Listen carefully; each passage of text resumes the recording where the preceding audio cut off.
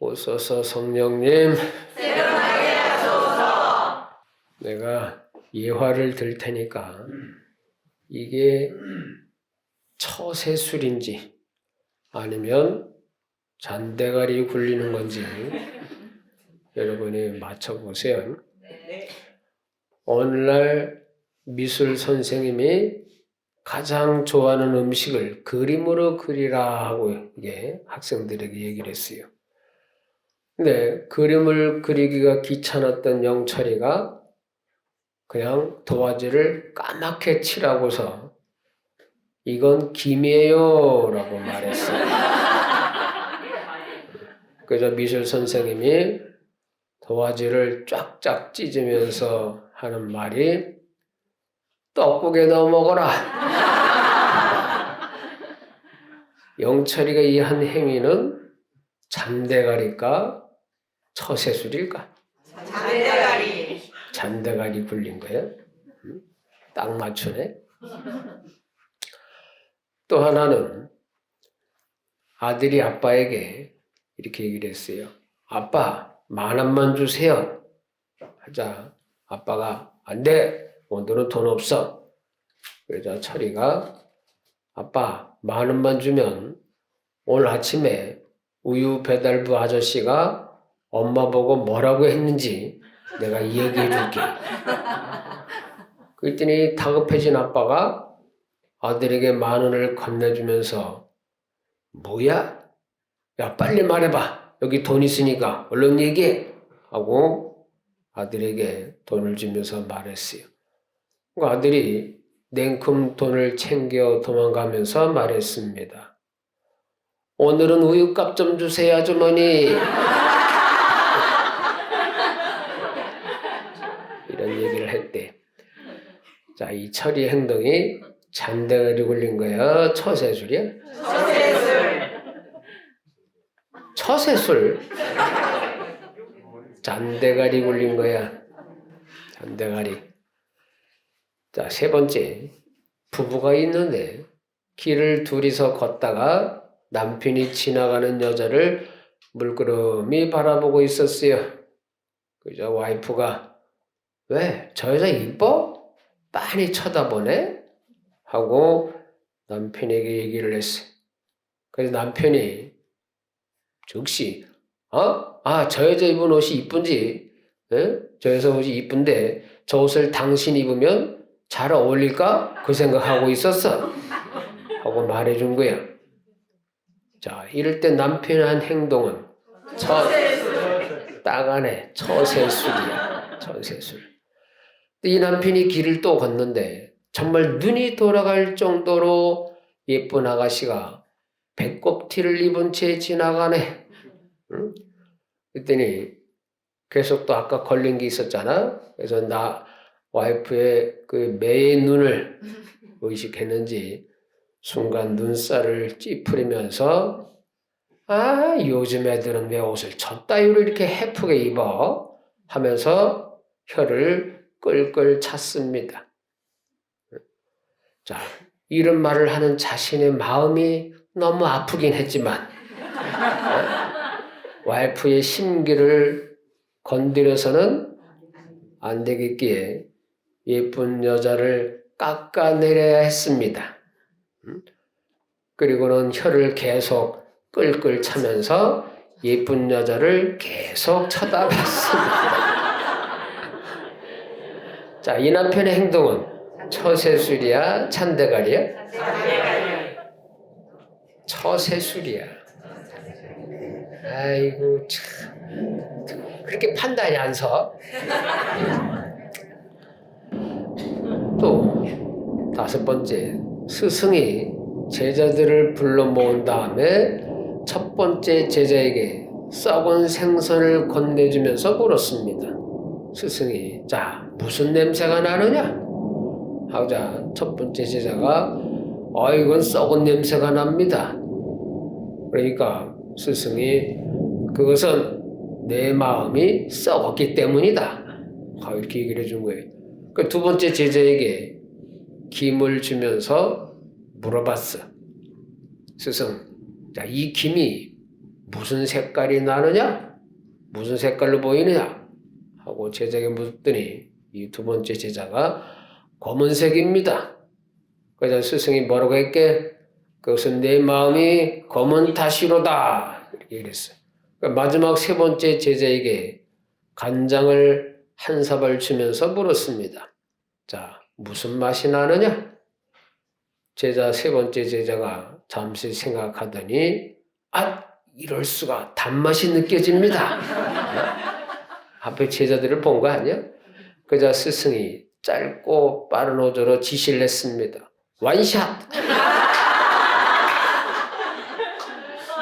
이 제자가 한 행동은 잔대가리야, 처세술이야? 잔대가리. 잔대가리야.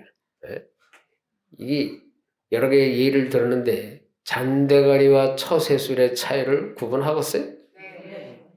구분할 수 있을 것 같아? 근데 아까 왜 틀렸어? 잔대가리는 순간적인 이익을 위해서 재빠르게 생각을 하는 거야. 예? 또는 기지를 발휘해서 이런 어떤 문제를 해결하거나 상황을 자신에게 유리하게 만드는 행동을 잔대가리라 그래. 쉽게 말하면 한마디로 하면 눈앞의 이익을 위해서 또는 개인적인 그런 이익을 위해서 머리를 굴릴 때 잔대가리를 굴린다 이렇게 얘기를 하는 거예요. 아시겠죠? 네. 아빠한테 돈을 뜯어내기 위해서 또는 우유 배달과 엄마가 무슨 얘기를 했는지 이게 막 뭔가 썸씽 있는 뉘앙스를 풍기잖아. 예? 그런 것은 뭐예요? 눈앞이 만 원을 뜯어내기 위해서 순식간에 이건 지혜라고 할 수는 없지. 잔대가리를 굴려서 그 이익을 얻어낸 거예요. 근데 이런 잔대가리는 한두 번은 통할지 모르지만 자꾸 반복하게 되면 어떻게 되는 거예요? 그 사람 이미지나 인간성에 대해서 부정적인 영향을 끼치겠죠? 이놈이 또 그 다음날도 또 우유 아저씨 얘기하면 통하겠어? 안 통하겠어? 안 통하는 거예요. 그리고 또 하나 잔대가리 굴린다는 것은 누군가에게 손해를 입히든 피해를 주든 뭔가 부정적인 손해를 끼치게 돼 있어. 부정적인.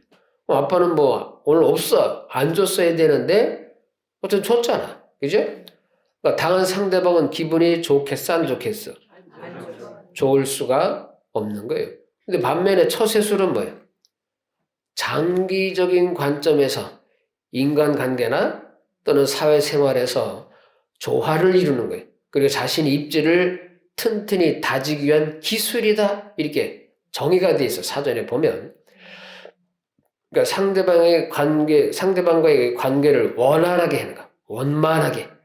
그렇게 유지하고 자신의 위치를 지키거나 더 발전시키기 위한 그런 뜻에서 사용하는 행동이나 말을 뜻하더라. 이렇게 정의가 되어 있어요.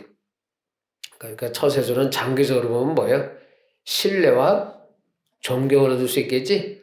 아까 잔대가리 굴린 것은 장기적으로 보면 뭐예요?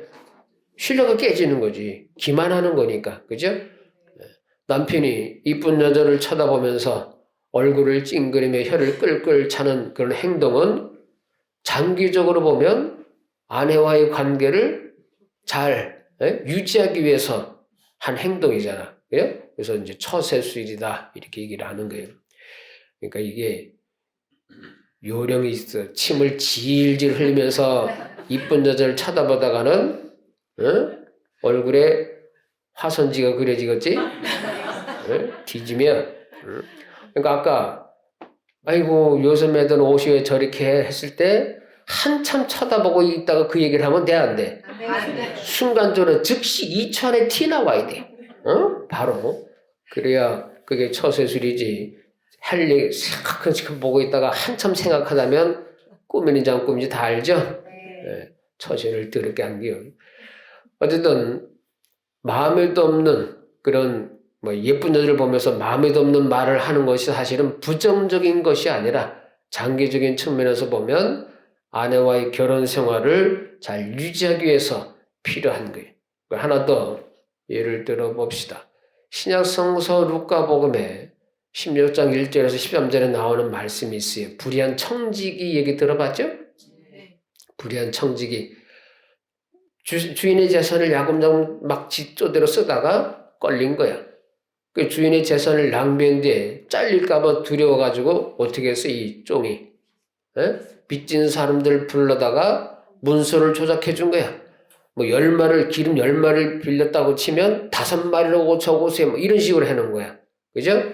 그러면 이게 뭐야? 문서를 위조한 것 요즘 말로 하면 사문서 위조야. 사문서 위조.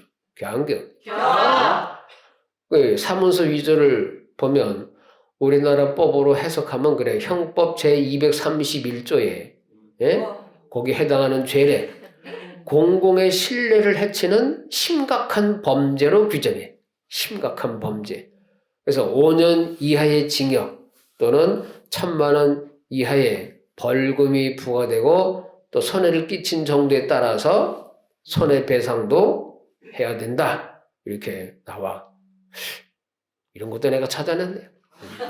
근데 성서에 나오는 이 청지기는 몇 사람의 빚을 탕감해 준 데다가 그만큼 주인에게 많은 손해를 끼쳤으니까 제가 봤을 때 법적 최고형을 받을 수도 있을 것이다 이거예요. 예? 다분히 뭐예요? 의도적이죠? 계획적이죠? 그런 범죄에 속하는 거예요. 이 청지기는 잔대가리 굴린 거야? 처세술이야? 잔대가리야. 예? 잔대가리. 자기의 입장을 보면 처세술이라고 항변할 수 있겠지만 결국은 뭐야? 자기 앞길을 위해서 남에게 피해를 준 거예요. 예? 그 방법이 긍정적인 거예요? 아니지. 부정적이고 비열하고 주인에게 큰 손해를 입혔기 때문에 이것은 범죄에 해당해. 잔대가리. 근데도 주인은 이 불의한 청지기를 오히려 처벌해서 칭찬했어. 칭찬했어요. 이런 걸로 봤을 때 이 주인도 잔대를 굴리면은 고수의 반열이 있겠지. 안겨. 근데 예수님께서 이런 비유를 하신 것은 뭐예요? 불의한 청지기를 칭찬하고자 한 거예요? 아니지. 세상의 자녀들도 자기의 이익을 위해서 더 살자고는 이렇게 잔대가리를 많이 써서라도 어떤 살아내려고 하더라 이거예요. 이걸 예를 들어 주신 거예요. 그럼 하느님의 자녀들인 우리들은 어떻게 돼? 이 신앙인들은 하느님과의 관계를 잘 유지하기 위해서는 영적인 지혜를 발휘하라 이게. 이 불의한 청지기라고 써 있잖아 제목이. 그 청지기를 칭찬하고자 하는 것이 아니에요. 장기적인 관점에서 보면 뭐야? 하느님과의 관계를 잘 유지하고 회복하기 위해서 지금 현재 내 자신의 위치를 어떤지를 그걸 깨닫고, 그죠? 또 하나님과의 관계를 발전시켜서 네가 뭔가를 처신을 잘해야 된다. 이 뜻이야. 여러분 궁극적인 목표가 뭐예요? 천국 가는 거 아니야. 천국 가려면 천국 가기 전에 하느님과의 관계를 우리가 잘 회복해야 될 거 아니야. 그죠? 그 다음에 장기적인 측면에서 하나님과 관계를 잘 유지해야 돼, 안 해야 돼? 지금 이 상황에서. 잘 해야 되겠지. 그죠? 그리고 관계를 발전시켜야 돼, 안 해야 돼? 발전시켜야 돼. 그러려면 우리가 지금 이 처한 상황을 처신을 잘 해야 되는 거예요. 처신. 쉽게 말하면 처세술이 필요하다는 거예요. 예? 그럼 처세술이라는 것은 하나님께 피해를 입히는 거예요. 그 방법이 부정적이 될 수 있어, 없어? 우리가 잔대가리처럼 굴리는 것처럼 하나님을 위한 것처럼 말을 합니다만 그렇다고 해서 하나님께서 우리 속마음을 알까 모를까? 알지. 무슨 의도를 하는지를 다 아시는 분이야. 예? 그러니 그런 분 앞에서 처신을 제대로 해야 아버지의 관계가 회복이 되겠지. 그죠? 그리고 그래야 우리가 천국을 갈 거 아니야. 그죠? 네. 하나님과의 관계를 처신을 잘하려면 어떻게 해야 되느냐 이거예요. 한마디로 하느님으로 대접해 드려야 된다 이거예요.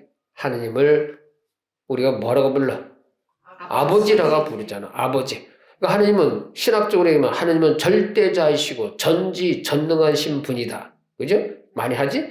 또 이 이 미사금에도 많이 나오죠. 찬미와 찬송과 영광과 흠숭을 받으시기에 마땅한 분이다. 이렇게 얘기하죠. 예? 그런 어마무시한 하느님이야.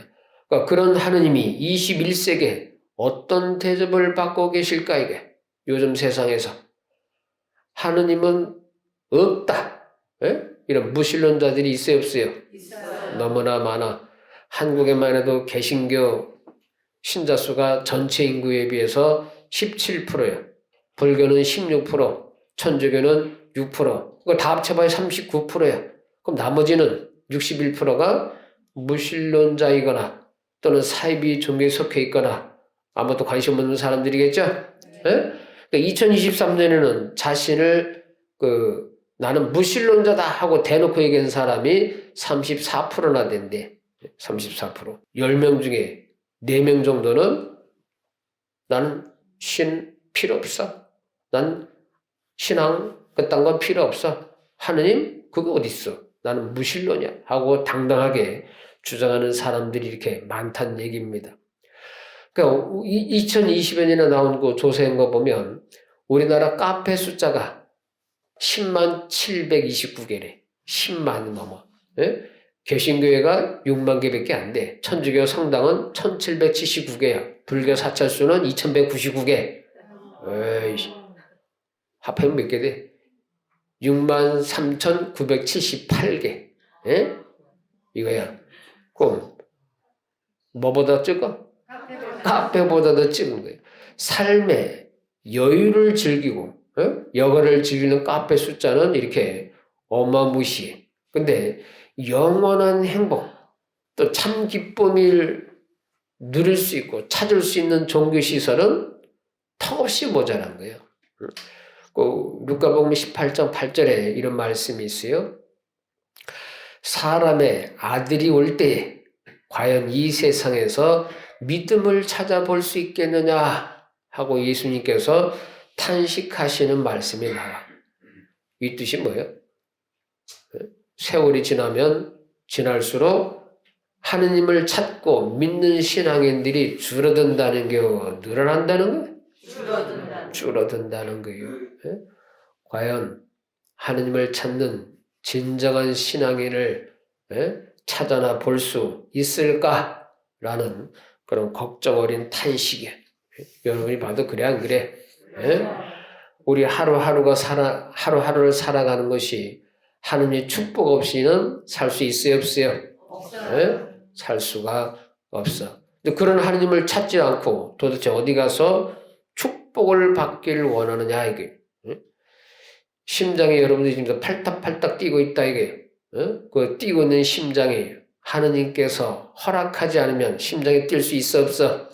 없어요. 지금 숨을 쉬고 있는 이 숨 크게 들이셔봐. 이게 여러분이 의지대로 쉰 것 같지? 아니야. 크게 숨을 쉬어야지 하고 여러분이 생각했을 때 하나님이 그래 쉬어라 하고 허락하시지 않으면 절대로 여러분들은 큰 숨을 쉴 수 없다라는 것을 기억해야 돼. 말 그렇게 안 된다면 뭐야? 하나님의 허락이 없으면 죽은 목숨이지. 그죠? 그러니까 그런 하느님을 여러분 어떻게 되겠어요? 마땅히 찾고 경배 드려야 되는 거예요. 근데 지금 이 시대는 믿음이 점점점 사라져 가고 있어. 21세기를 특징 짓는 단어가 2가지가 있어요. 뭘까?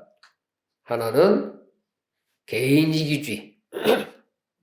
개인이기주의가 극에 달하는 시대다라고 얘기해. 또 하나는 물질 만능주의 시대다라고 얘기해. 물질 만능주의 뭐예요? 돈이면 최고예요. 그죠? 돈이면 뭐든지 할 수 있다라고 생각해요. 그러니까 그 사람 인생의 목표가 돈이야. 근데 이 2 단어가 내포하고 있는 뜻이 뭐예요? 등 따시고 배부르고 물질적 풍요를 누리는데 하느님을 찾을 일이 그만큼 줄었다라는 뜻이에요. 그러니까 생명을 주시는 하느님을 배척하고서 잘 먹고 잘 살고 오래 살기를 바란다는 게 말이 돼야 안 돼?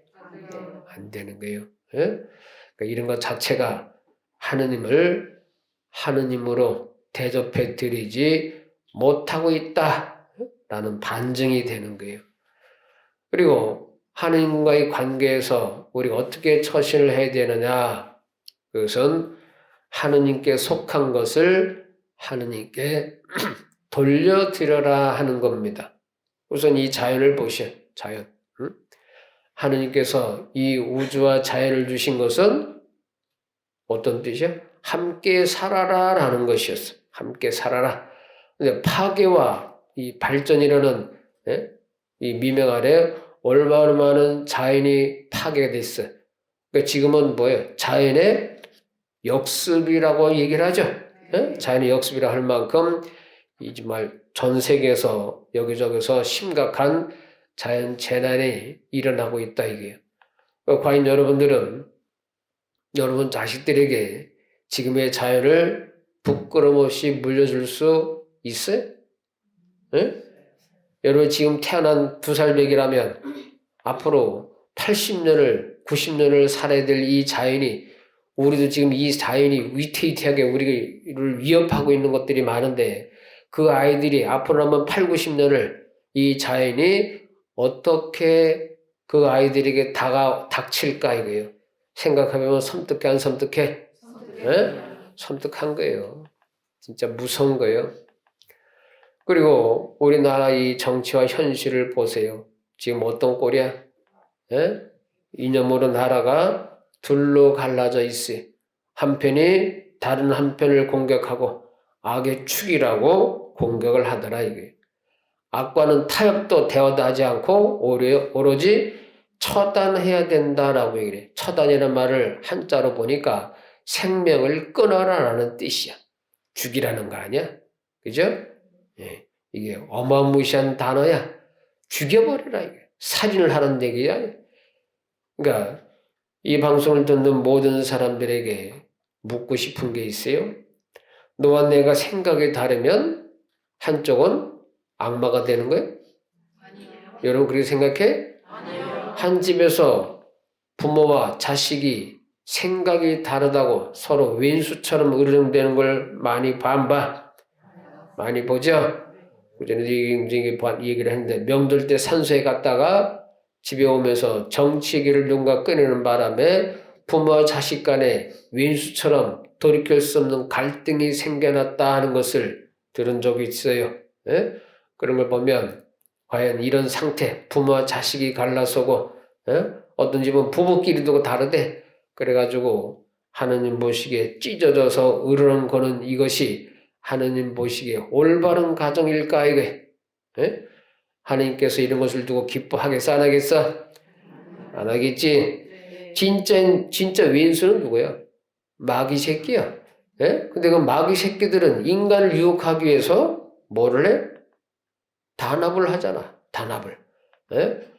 이 시기 질투를 일으키는 마귀 새끼 전문가가 있겠지. 그 새끼가 야 네가 한번 유혹해봐. 근데 안 넘어가네. 야 그럼 네 음란 마귀 네가 가서 한번 유혹해봐. 이렇게 하는 거예요. 여기도 잘 안 넘어가네. 자 권력욕 저 새끼 권력욕이 있으니까 권력 마귀한테 네가 한번 가서 한번 꼬셔봐. 이렇게 한 영혼을 지옥으로 끌고 가서 파멸시키기 위해서 악의 세력인 마귀 새끼들도 단합을 하더라 이게.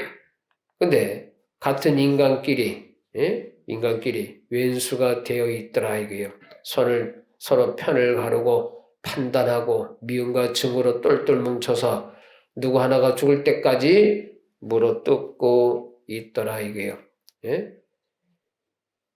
그러니 이런 시대에 살고 있는 우리 신앙인들은 과연 묻고 싶은 게 있어.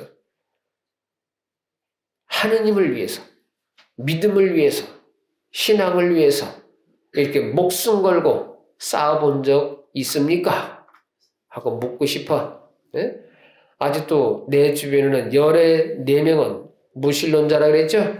하느님을 모르고 사는 사람들이 너무나 많은 거예요. 그럼 그들에게 과연 여러분들은 목숨을 걸고 길거리로 나가서 하느님께 돌아오라 하고 소리쳐 본 적 있느냐 이게. 하느님께서 우리에게 내리신 지상 명령이 딱 하나요. 뭐요? 서로 사랑하라였어요.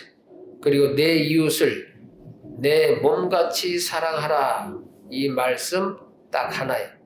예? 여러분들이 지금 외치는 단어들 중에서 무슨 단어가 있어야 돼? 사랑, 자비, 용서, 나눔. 이 말 외에는 어떤 말들이 어디서 나오는 거예요? 악에서 나오는 거라는 것을 기억하셔야 돼. 예? 그러니까 하느님은 사람들에게 사람이 사람을 심판하는 권한을 주셨을까? 안 주셨을까? 안 줬어요. 뭘 줬느냐? 7번씩 70번이라도 용서하라 하셨어요. 그러니까 심판은 누구일 거예요? 오로지 하느님 아버지의 몫이라는 것을 강조하셨어요. 로마서 12장 19절에서 20절에 보면 이렇게 얘기하셨어요. 바울 사도가 친애하는 여러분 자신이 복수할 생각을 하지 말고 하느님의 진노에 맡기십시오. 성세도 원수 갚는 것은 내가 할 일이니 내가 갚아주겠다. 예? 이렇게 하신 주님의 말씀이 있습니다라고 바울 사도가 얘기하셨어요. 그래서 20절에 보면 뭐냐? 그러니 원수가 배고파하면 먹을 것을 주고 목말라 하면 마실 것을 주십시오. 그렇게 하면 그의 머리에 뭐를 쌓아놓는 거예요? 숯불을 쌓아놓는 셈이 될 것입니다. 라고 성서에 분명히 나와 있어요. 그리고 야고보서 4장 12절에 보면 율법을 정하시고 심판하시는 분은 오직 한 분이십니다. 그분은 여러분을 구원하실 수도 있고 멸망시키실 수도 있는 그런 분입니다. 여러분이 무엇이기에 이웃을 심판한단 말입니까? 이렇게 나와. 신명기 30장 35절에도 비슷한 말씀이 나오고 있어요. 그러니까 심판하는 게 누구 몫이야? 하느님 몫이야. 여러분은 뭐를 해야 돼? 사랑을 주고 오히려 먹을 것을 주고 마실 것을 주라 이게. 그러니까 하나님을 믿는 여러분들은 하나님께서 주신 사명이 딱 뭐 하나요? 서로 사랑하라라는 것을 실천하기만 하면 돼. 예? 누가 누구를 판단하는 그런 권한을 우리가 그러니까 누구 거 이게? 판단하는 권한은 하느님 거야. 그럼 우리 이 권한을 우리가 막 쓰면 돼, 안 돼? 안 돼. 하느님께 돌려드려라 이거예요. 누구를 판단하는 권한조차 이것은 하느님의 것이 하느님께 돌려드려. 이게 처세술이에요. 예? 우리 입에서 나오는 단어는 오직 뭐가 있어야 돼? 사랑, 자비, 용서, 화해, 나눔뿐이라는 것을 잊지 마시라 이거예요. 예? 이것이 이런 행동을 보이는 것이 하느님 앞에서 우리가 해드릴 수 있는 처세술이라는 것을 기억해야 돼. 아시겠어요? 네. 그리고 처세술의 또 하나는 내어 맡김이라는 게 있어요. 내어 맡김. 이게 뭐야? 근심, 걱정, 고통을 아버지께 돌려드리는 거예요. 지금 우리가 겪고 있는 이 시련을 아버지께 맡겨드려야 되겠죠? 네. 예? 우리 하루빨리 우리나라가 정상화되도록 자비를 청하면서 기도를 해야 돼. 그게 우리가 할 수 있는 전부야. 그러니까 세상을 움직이시는 분이 누구야? 하느님, 아버지 한 분뿐이야. 그러니까 그분의 전지전능하심에 맡겨드려야 되는 거예요. 예? 우리가 하느님 앞에 무릎을 꿇고 우리의 모든 것을 내어 맡긴다 하는 것은 신앙인의 기본 자세야. 아시겠어요?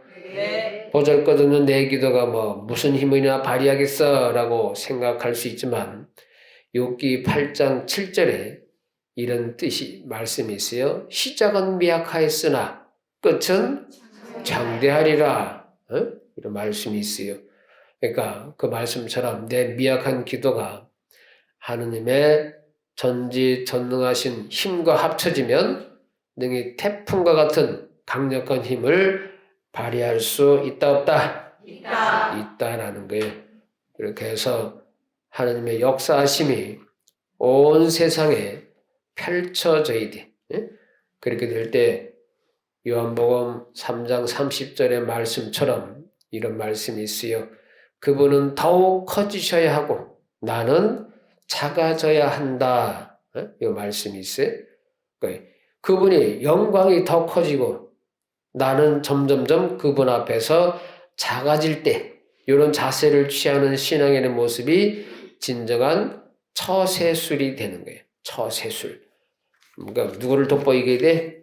하느님을 돋보이고 또 하느님의 영광을 드러내야 돼. 그래서 그분께서 모든 것을 돌려받으실 때 우리는 신앙인들은 우리의 모습이 진정한 하느님 앞에서의 처세술을 잘하고 있다. 지혜롭게 산다라는 것이 되는 겁니다. 이것이 하느님을 하느님으로 대접해 드리는 거예요. 아시겠어요? 네. 옆 사람에게 하느님의 것은 하느님께 돌려드리는 것이 진정한 처세술이다 라고 얘기해 주세요. 아멘.